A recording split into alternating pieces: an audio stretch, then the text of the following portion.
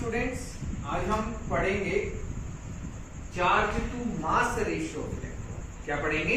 Charge to mass ratio of electron. हमने electron की discovery के बारे में पढ़ लिया था कि इलेक्ट्रॉन डिस्कवर कैसे हुए।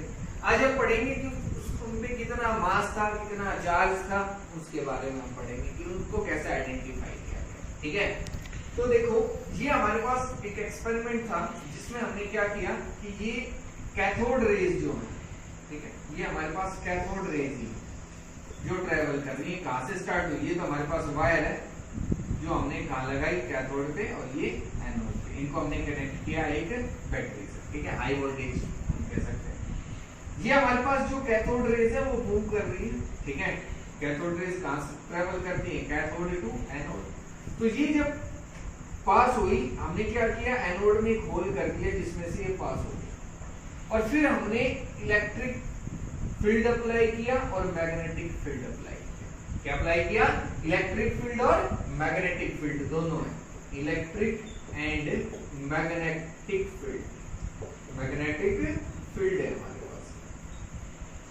तो हमने क्या ऑब्जर्व किया कि जो आपके पास कैथोड रे है वो अपने पाथ से डिफ्लेक्ट होगी।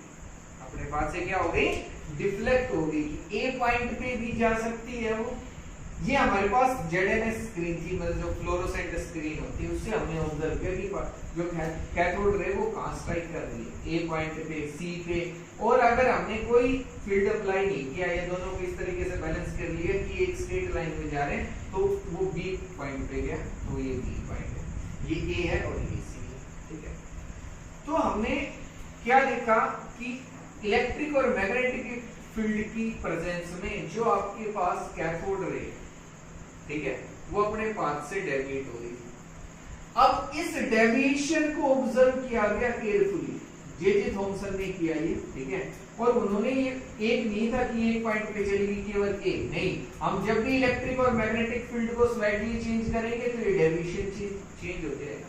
ये डेविएशन क्या हो जाएगा? चेंज हो जाएगा। तो इन्होंने बड़े केयरफुली इस डेविएशन को ऑब्जर्व किया और उसके और जो इलेक्ट्रिक और मैग्नेटिक फील्ड है उसको ऑब्जर्व किया कि हमने इलेक्ट्रिक और मैग्नेटिक फील्ड को इतना चेंज किया तो उसमें कितना डेविएशन आया, उसके बाद में अब कितना आया। तो इस तरीके से कैलकुलेशन करके उन्होंने चार्ज बाय मास रेशियो बताया। क्या बताया?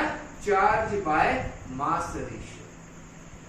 अब इसकी जो वैल्यू थी, चार्ज बाय मास रेशियो की जो वैल्यू थी, वो आपके पास थी 1.758 into 10 raised to power 11 coulomb. कि ये जो हमारे पास चार्ज अपॉन मास रेशियो आया उसकी जो वैल्यू थी वो थी 1.758 into 10 raised to power 11 coulomb per kilogram, ठीक है। ये वैल्यू हमने यहाँ से कैलकुलेट कर ली, चार्ज बाय मास रेशियो।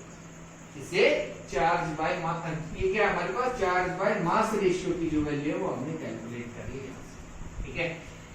कि इस पे आप देखो जो कैथोड रेज है उन पे कोई ना कोई चार्ज है। अब वो जो चार्ज है वो कितना डेविएट हो रहा है, अब ये उसके मास पे डिपेंड करता है। किस पे डिपेंड करता है? मास पे। देखो ये जो डेविएशन था ये किन फैक्टर्स पे डिपेंड कर रहा था? एक तो charge on the particle, charge on the particle, ठीक है। अगर हम बात करें deviation, deviation depends on charge on the particle। दूसरा mass of the particle, mass of the particle, ठीक है। और तीसरा था magnitude of electric and magnetic field, electric and magnetic field। In factors पे ये जो डेविएशन था वो डिपेंड करता है। तो मतलब इससे अब हमने charge by mass ratio calculate किया। देखो चार्ज पे कि जितना ज्यादा चार्ज होगा उतना ही डेविएशन ज्यादा है, ठीक है।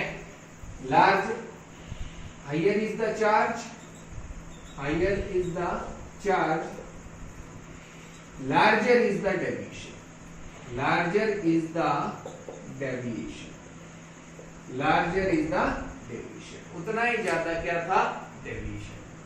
और मास पे lighter is the particle, greater is the deflection, greater is the deflection, उतना ही ज्यादा डिफ्लेक्शन हो रहा था, उसके पाथ में डेविएशन आ रहा था जितना हल्का पार्टिकल।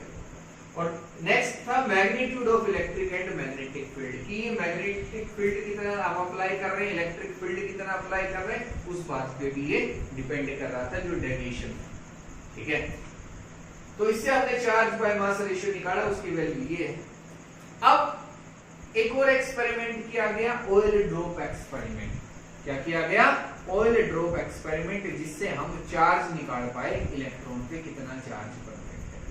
क्या था ऑयल ड्रॉप एक्सपेरिमेंट, अब उसको समझते हैं। ऑयल ड्रॉप एक्सपेरिमेंट, इसको मिल्कन्स ऑयल ड्रॉप एक्सपेरिमेंट बोला जाता है। ठीक है, मिल्कन जो एक हमारे साइंटिस्ट थे, ठीक है, जिन्होंने आर.ए. मिल्कन का जो नेम है, ठीक है, उन्होंने बताया कि किसी भी इलेक्ट्रॉन पे कितना चार्ज परसेंट है। ठीक है, तो उन्होंने क्या किया, एक सेटअप क्रिएट किया जिसमें हमारे पास एक एटोमाइजर था। एटोमाइजर क्या था? जिसमें ऑयल फिल था, और एटोमाइजर मतलब ये स्प्रे करता था ऑयल का, इसका स्प्रे करता था ऑयल का, और बहुत ही फाइन जो ऑयल ड्रॉपलेट्स थे वो क्रिएट होते हैं इससे, बिल्कुल फाइन, मतलब हम कह सकते हैं एटम्स के बराबर। ठीक है, नियरली एटम्स के इक्वल। ठीक है, जो ऑयल ड्रॉपलेट्स थे वो क्रिएट हो गए। अब हमने दो प्लेट्स ली, एक पॉजिटिव और एक नेगेटिव प्लेट। ठीक है, और इसमें हमने एक होल कर दिया स्मॉल, और इतना स्मॉल होल किया जिसमें से केवल एक ही जो ड्रॉपलेट है वो पास हो सकती है। तो हमारे पास यहाँ लाइन से ड्रॉपलेट्स गिरने लगे। अब ये हमारे पास इलेक्ट्रिक फील्ड था। क्या था? Electric field. और यहाँ से हमने एक पास बनाया जिससे हम एक्सरे जो थी उनको एंट्री दे सकते थे। इस चैम्बर के अंदर गैस थी जिसको हम आयनाइज कर सकते थे, मतलब उनमें से इलेक्ट्रॉन्स को अलग कर सकते थे। तो उनमें से इलेक्ट्रॉन्स जो थे वो अलग हो गए और वो इन ऑयल ड्रॉपलेट्स पे चिपक गए। ठीक है, इन पे चार्ज आ गया ऑयल ड्रॉपलेट्स पे। और हमने यहाँ माइक्रोस्कोप का यूज किया। अब टेलीस्कोप करते हैं हम यूज। ठीक है, पहले उन्होंने जब ये एक्सपेरिमेंट किया तो माइक्रोस्कोप का यूज किया था। ठीक है, तो उन्होंने हर पार्टिकल, हर जो ऑयल ड्रॉपलेट था उसको बिल्कुल हम कह सकते हैं कि एक्यूरेटली ऑब्जर्व किया। ठीक है, उसको बहुत ही अच्छे तरीके से, ठीक है, एक एक जो ऑयल ड्रॉपलेट था उसको ऑब्जर्व किया वेरी केयरफुली। ठीक है, तो उन्होंने क्या देखा कि इस ऑयल ड्रॉपलेट को हम रोक भी सकते हैं, वापस भी भेज सकते हैं। ठीक है, इस ऑयल ड्रॉपलेट की जो स्पीड है उसको हम नीचे की तरफ भी इंक्रीज कर सकते हैं, ऊपर की तरफ भी, और इसको एक जगह स्टेशनरी भी कर सकते हैं, फिक्स कर सकते हैं इन इलेक्ट्रिक प्लेट्स की हेल्प से। ठीक है, क्योंकि अब इस ऑयल ड्रॉपलेट पे तो कोई चार्ज है। ठीक है, अगर सपोज करो इलेक्ट्रॉन इस पे चिपक गया तो नेगेटिव चार्ज है, तो अगर मैं यहाँ से नेगेटिव जो इलेक्ट्रोड है, ये जो नेगेटिव प्लेट है, इसकी एफिशिएंसी इंक्रीज कर देता हूँ तो ये इसको रिपेल करेगा और ये ऊपर की तरफ भी चला जाएगा। अगर कम कर देंगे तो नीचे भी आ सकता है, और इसको हम स्टेशनरी भी कर सकते हैं। तो इन्होंने बड़े ही केयरफुली इसको ऑब्जर्व किया, और अपनी इस ऑब्जर्वेशन से उन्होंने देखा कि इस जो ड्रॉपलेट है इस पे जो चार्ज परसेंट है, ठीक है, वो E है। ठीक है, NE है, वो चार्ज कितना है? NE है। ठीक है, जो N क्या था आपके पास? इंटीजर था, कि वो एक किसी जो हमारे पास इंटीजर है उससे अगर हम मल्टीप्लाई कर देते तो वो E के बराबर आता, वो जो भी ऑयल है उस पे जो चार्ज है उसके बराबर आता, जिसको हम NE कहते हैं। कि इस ऑयल ड्रॉपलेट पे कितना चार्ज था? NE के बराबर। N क्या था? एक नंबर था, इंटीजर नंबर था, जिससे अगर हम मल्टीप्लाई कर देते हो तो चार्ज है। तो उन्होंने देखा कि अब ये जो इंटीजर है अब इससे मल्टीप्लाई क्यों कर रहे हैं? क्योंकि उन्होंने ऑब्जर्व किया कि ये जो चार्ज है उसमें एक ऐसा कॉमन चार्ज है जिसको अगर हम इंटीजर से मल्टीप्लाई कर दे, कोई भी इंटीजर हो, तो उस ऑयल ड्रॉपलेट का चार्ज हमें पता लग जाए। अब ये जो E था इसकी वैल्यू थी कितनी? ये जो हमारे पास E था इसकी वैल्यू है कितनी? वो उन्होंने बताया कि इसकी वैल्यू है 1.62 into 10 raised to power -19 coulomb. कि ये जो चार्ज था हर ऑयल ड्रॉपलेट पे इतना चार्ज तो था ही था, अब उसको अगर हम किसी भी इंटीजर से मल्टीप्लाई करते तो उस पूरे ऑयल ड्रॉपलेट का चार्ज आ। अब ये जो चार्ज था ये किसका चार्ज था, इन्होंने बताया कि ये जो चार्ज है वो इलेक्ट्रॉन की वजह से है, ये जो चार्ज है वो इलेक्ट्रॉन पे प्रेजेंट है। तो हमें इस ऑयल ड्रॉप एक्सपेरिमेंट से किसका चार्ज पता लग गया, और जो इलेक्ट्रॉन है उसका चार्ज हमें पता लग गया। तो हम चार्ज ऑन इलेक्ट्रॉन हमने कितना फाइंड आउट किया, 1.602 into 10 raised to power minus 19 coulomb. और E by m की वैल्यू भी हमें पता थी 1.758 into 10 raised to power 11 coulomb per kilogram. अब इन वैल्यूज का यूज करके हमने किसका मास निकाल लिया, इलेक्ट्रॉन का मास, कि मास ऑफ इलेक्ट्रॉन हमने कैसे फाइंड आउट किया, E और E अपॉन m। E की वैल्यू हमारे पास कितनी है, E की वैल्यू है हमारे पास 1.602 into 10 raised to power minus 19 और ये है 1.758 into 10 raised to power 11। और यहाँ से जो चार्ज आया, जो मास आया इलेक्ट्रॉन का, m की जो वैल्यू आई वो कितनी आई, 9.1 into 10 raised to power minus 31 kilogram. इतना चार्ज हमें मिल गया किसका, ये बहुत ही कम वैल्यू है। तो हम कह सकते हैं कि इलेक्ट्रॉन है वो एक बहुत ही लाइट पार्टिकल होता है, ठीक है, वेरी लाइट आप बोल सकते हैं उसको। 10 raised to power minus 31 kg बहुत ही कम है, मतलब हम सोच नहीं सकते इतना कम मास होता है इलेक्ट्रॉन का। तो यहाँ से हमने मास भी पता कर लिया, चार्ज भी पता कर लिया, ठीक है। तो ये अब हमें पता लग गया कि किसी भी इलेक्ट्रॉन का मास कितना होता है। पहले तो हमने ये पता लगाया उस पर चार्ज कितना होता है, कैसा चार्ज होता है नेचर, पॉजिटिव होता है नेगेटिव, तो हमने देखा कि नेगेटिव चार्ज होता है। अब वो चार्ज है कितना वो हमने पता लगाया, जो थॉमसन ने जो एक्सपेरिमेंट किया था, ठीक है, कि उसको इलेक्ट्रिक और मैग्नेटिक फील्ड की प्रेजेंस में पास करवाया तो देखा कितना डिफ्लेक्शन आ रहा है, उससे हमने चार्ज कैलकुलेट किया। अब वो जो चार्ज हमने वहां से हमने charge upon mass ratio calculate किया, ठीक है। Charge by mass ratio calculate करने के बाद यहाँ से हमने चार्ज निकाला कि एक इलेक्ट्रॉन पे कितना चार्ज है, और वहां से फिर हम मास डिटरमाइन कर सकते थे। तो ये सब हमने कैलकुलेट कर लिया, ठीक है। अब हम पढ़ेंगे डिस्कवरी ऑफ प्रोटॉन। ये तो हमने इलेक्ट्रॉन के बारे में पढ़ा। अब डिस्कवरी ऑफ प्रोटॉन की, हमने प्रोटॉन को कैसे डिस्कवर किया, वो सिमिलर है वैसे तो इलेक्ट्रॉन की डिस्कवरी से, लेकिन क्या है, कैसे है, उसको हम स्टडी करेंगे। डिस्कवरी ऑफ प्रोटॉन की अगर हम बात करें, ठीक है, तो सेम एक्सपेरिमेंट, सेम सेटअप हमने यहाँ क्रिएट किया, ठीक है, कि हमने एक डिस्चार्ज ट्यूब ली, ठीक है, जिसमें हमारे पास एक तरफ कैथोड और दूसरी तरफ एनोड, एक नेगेटिव चार्ज दूसरे की तरफ पॉजिटिव चार्ज। अब हमें ये तो था कि कोई भी एटम है वो इलेक्ट्रिकली न्यूट्रल, इलेक्ट्रिकली कैसा है, न्यूट्रल होता है, उस पर कोई चार्ज नहीं है। तो हमने तो अभी पीछे पढ़ा कि डिस्कवरी ऑफ, हमने पढ़ा कि किसी भी एटम में इलेक्ट्रॉन प्रेजेंट होता है, क्या प्रेजेंट होता है, इलेक्ट्रॉन। अब वो एटम तो न्यूट्रल है, तो मतलब उसके अंदर कोई पॉजिटिव चार्ज भी प्रेजेंट है। कैसा चार्ज प्रेजेंट है, पॉजिटिव चार्ज भी प्रेजेंट है। तो गोल्डस्टीन ने एक एक्सपेरिमेंट किया, सेम इसी तरीके से सेटअप किया, और लो प्रेशर पे उन्होंने हाई वोल्टेज प्रोवाइड की।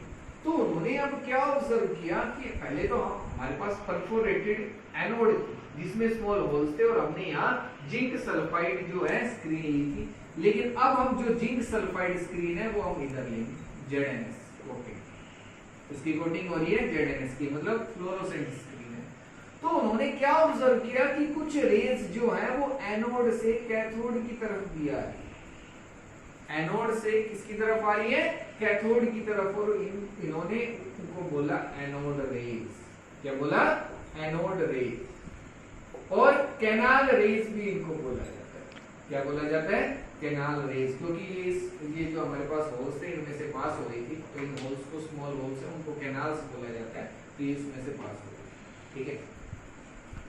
तो ये जो हमारे पास रेज थी ये ट्रेवल कर रही थी एनोड टू कैथोड, ठीक है, और स्ट्राइक कर रही थी यहाँ।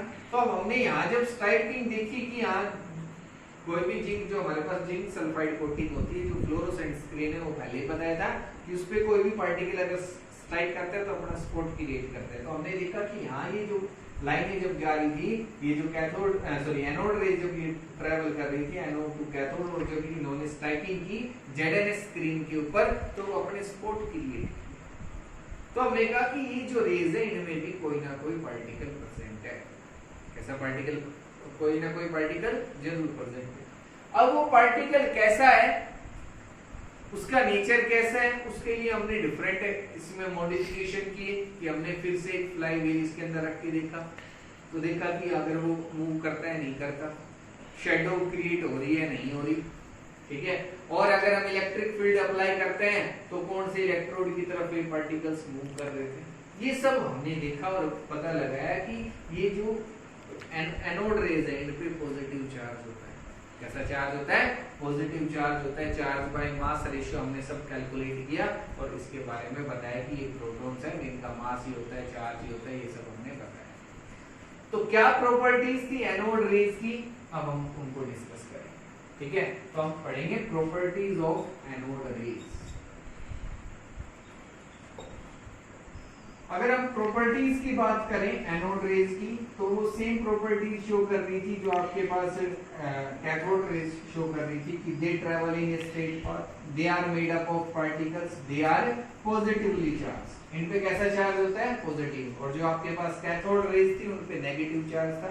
ये हमने कैसे पता लगाया? हमने इलेक्ट्रोड्स का यूज किया, एक पॉजिटिव एक नेगेटिव इलेक्ट्रिक फील्ड में, और जब एनोड रेज को पास करवाए तो देखा वो डिफ्लेक्ट हो गई टुवर्ड्स नेगेटिव इलेक्ट्रोड, किसकी तरफ डेविएट हो गई? नेगेटिव इलेक्ट्रोड की तरफ। तो इसका मतलब इन पे पॉजिटिव चार्ज था, तभी वो नेगेटिव की तरफ अट्रैक्ट हो गई, ठीक है। अब हमने जो चार्ज ऑब्जर्व किया, ठीक है, प्रोटॉन पे, ठीक है, वो कितना था? 1.6 × 10⁻⁻19 कूलम, मतलब same as electron, same as electron. ये क्या है? Charge on proton, charge on proton. ये ई मैं इलेक्ट्रॉन नहीं लिख रहा हूं, ये मैं चार्ज को रिप्रेजेंट कर रहा हूं, तो ये सेम था।